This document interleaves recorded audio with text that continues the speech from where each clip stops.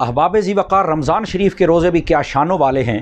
چنانچہ نبی رحمت صلی اللہ علیہ وسلم نے ارشاد فرمایا، صلاۃ الخمس الجمعۃ الی الجمعۃ ورمضان الی رمضان کفارۃ لما بینہم اذا اجتنب الکبائر۔ مسلم شریف میں حدیث موجود ہے، فرمایا کہ 5 نمازیں ایک جمعہ سے لے کر دوسرے جمعے تک اور ایک رمضان سے لے کر دوسرے رمضان تک اگر بندہ ان عبادات یعنی نماز، جمعہ اور رمضان کے روزے پابندی کر لے، فرمایا اللہ تعالیٰ اس کے درمیان جتنے گناہ ہوتے ہیں بندے کو معافی عطا فرما دیتا ہے، جبکہ وہ کبیرہ نہ ہوں۔ اس واسطے ہمیں ذوق اور شوق کے ساتھ رمضان شریف کے روزے رکھنے چاہیے۔ آقا علیہ السلام نے ارشاد فرمایا، اگر میری امت کو پتہ چل جائے کہ رمضان شریف کیا ہے تو یہ تمنا کریں، ان کی نیت بند جائے کہ سارا سال روزے ہی ہوں، رمضان شریف ہی ہو۔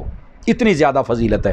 یہاں سے ایک بات میں عرض کر دوں کہ رمضان شریف کے روزے کی نیت، رمضان شریف کے روزے کی جو نیت ہوتی ہے، روزے کی نیت کب اور کیسے کی جائے، یہ 2 سوال ہیں۔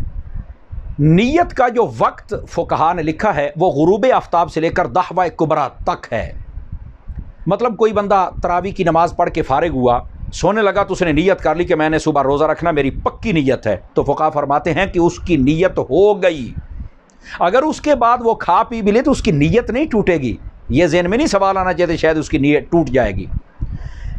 بہترین ٹائم یہ ہوتا ہے کہ جب بندہ سحری کے وقت اٹھے، سحری کھائے تو اس نیت سے کھائے کہ میں روزہ رکھ رہا ہوں، یا پھر سحری کرنے کے بعد فوراً جو عربی کے کلمات ہوتے ہیں ان کو دہرا لے کہ میں روزے کی نیت کر رہا ہوں۔ اگر کسی وجہ سے یاد نہ رہا تو وہ دحوہ کبریٰ چاشت کے ٹائم سے پہلے نیت کر لے گا تو اس کی نیت ہو جائے گی۔ اور کیسے کرے؟ اصل میں نیت دل کے ارادے کا نام ہے، تو دل میں ارادہ کر لیا پکا تو روزے کی نیت تو ہو گئی۔